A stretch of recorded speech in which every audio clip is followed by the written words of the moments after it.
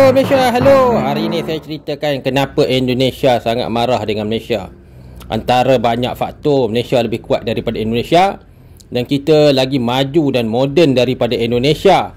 Okey guys, inilah ya gambaran pada tahun 1960-an askar Indonesia menyerah diri, mereka surrender. Mereka surrender sebab mereka takut mati. Kebanyakan pasukan askar Indonesia pengecut-pengecut, miskin dan juga kebuluran. Ramai yang mati ditangkap. Komando Indonesia semuanya surrender habis.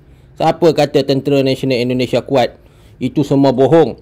Ini telah dibuktikan pada tahun dulu, tahun sekarang. Indonesia memang dia takutlah kalau dia perang dengan Malaysia. Ia berbeza perang Kemboja dengan Thailand. Kerana kita tahu Kemboja bukanlah sebuah negara yang kaya dan kuat. Ini adalah surrender. Kebanyakan askar Indonesia surrender kerana mereka takut mati. Lagi satu, mereka menggunakan senapang rifle tahun Perang Dunia Kedua. Ini adalah Kopassus Mereka telah ditangkap dan di brainwash lah. Mereka akan dikenakan hukuman mati lah pada masa ni.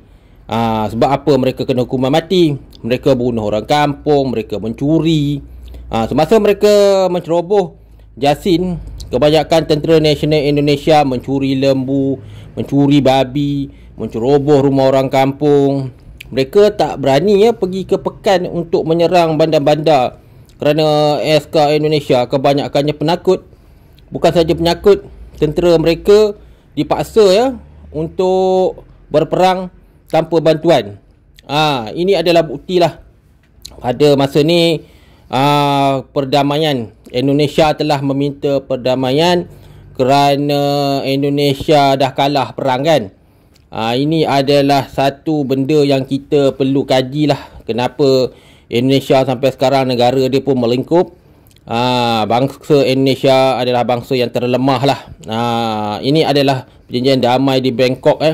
Indonesia selepas dia minta damai, Malaysia sebenarnya memang tak nak bagi puaskan Indon ni, memang nak kena hukuman mati. Indonesia menghantarlah duta mereka untuk melawat Tentera Nasional Indonesia. Kalau dibiarkan mati, ramai yang akan digantung.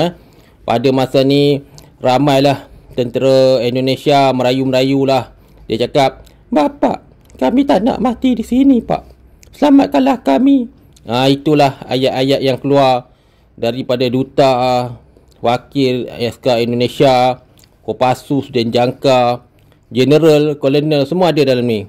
Pada masa ni tahun 1965 dia merayulah, dia minta, "Bapak, selamatkanlah kami orang Indonesia pak. Kami tak mahu dihukum mati, selamatkanlah kami." Itulah dia punya ayat. Celaka betul. Dah ada komando tapi surrender. Memalukan. Lepas tu askar Indonesia punya pegawai ni cakap lah, "Kenapa kamu tak lawan sampai mati?" "Macam mana mau lawan sampai mati pak? Senjatanya tidak mau meletup. Pelurunya sudah habis." Itulah bukti Kebanyakan askar Indonesia yang ditangkap macam ni lah mereka membuat gay Banyakkan mereka main belakang lah. Semasa ditangkap, Malaysia pun tak nak bela sebab terlampau banyak masalah sosial di dalam kamp Tentera Nasional Indonesia. Ini adalah rayawan Indonesia pada Melaya pada masa itu. Surrender tanpa syarat dan menyelamatkan Kopassus. Akhirnya kerajaan Malaysia berbelah bagilah. Nak hukuman mati ke, nak hantar Indon ni. Sebab kalau kita hukuman mati, hukuman gantung ataupun tembak sampai mati. Dan akhirnya rayuan Indonesia ni telah didengarilah oleh Tengku Abdul Rahman. Tengku Abdul Rahman cakap, kalau kita bunuh Indon ni pun, kita dapat apa? Nanti habis tanah perkuburan dekat Jasin penuh dengan orang Indon. Nanti pula akan datang dia nak datang melawat. Ginilah tahanan perang Indonesia. Mana ada Indonesia ni kuat? NKRI harga mati, NKR harga mati.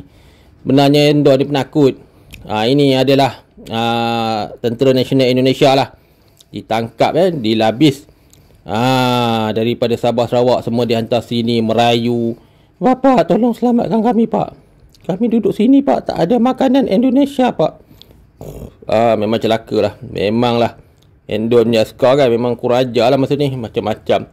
Minta makan lah, minta betina lah. "Bapak, kami mau betina pak. Di sini tak ada betina pak." Pada masa ni Indonesia telah merayu lah. supaya mereka ni semua tidak dihukum mati dan menghantar mereka pulang ke Jakarta. Kami sangat kecewa. Itulah kebanyakan askar Indonesia yang datang sini, semuanya pengecut-pengecut, tak kuat langsung. Konon komando, Kopassus. Tapi kalau tengok muka memang kurang ajar lah. Mereka disimpan di sini sehingga dihantar ke Johor untuk dihantar ke Endon.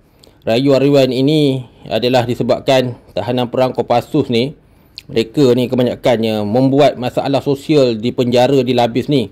Mereka melewat antara satu sama lain. Lepas tu mereka melakukan masalah seksual lah. Kebanyakan askar yang ditangkap oleh Malaysia yang ditempatkan di dalam pusat tahanan di Labis ni kebanyakan gay. Kebanyakan askar Indonesia adalah gay lah. Suka main bontot, memang tak guna lah askar Indo ni. Lepas tu masa surrender, diminta maaf lah. Saya minta maaf kerana membunuh rakyat Malaysia. Itulah ayat dia.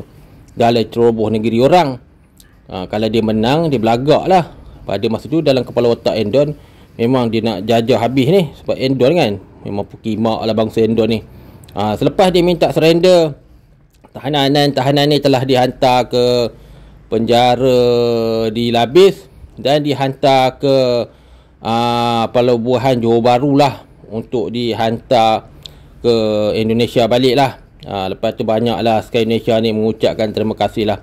Terima kasih kerana menjaga kami selama 4 hingga 5 tahun. Bukan mereka kena penjara setahun 2 tahun, lama tau.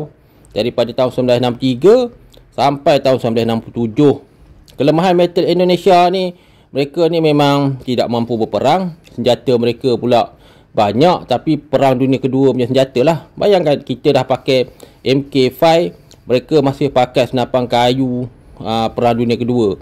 Kebanyakan jeneral-jeneral Indonesia, kolonel, askar-askar komando dia nakut lah. Bukan saja tidak mampu berperang, melakukan jenayah seksual di dalam penjara antara mereka. Itulah yang merisaukan kerajaan Malaysia. Kebanyakan berlaku ada kes liwat, kes main butuh, main jubur. Memang kurang ajar Endon ni. Banduan-banduan ni akhirnya telah dihantar ke Johor lah, macam saya ucap tadi, untuk dia hantar balik ke Indonesia. Sebab kita tak naklah simpan celaka Endon ni. Okey, apapun nasib tahanan perang Indonesia macam ni lah, pengecut. Bila balik kat sana, mereka diserahkan dalam kawasan polis dan mereka kurang ajar lah. Akhirnya mereka disimbah oleh air panas lah oleh rakyat Indonesia, sebab terlampau kurang ajar kan. Ini adalah contoh lah askar Endon lah. Mereka masuk polis, mereka akhirnya disimbah oleh air kerana terlampau malu. Endon, kebanyakan yang balik ke Endon banyak bunuh diri. Dan akhirnya apapun, Malaysia menang.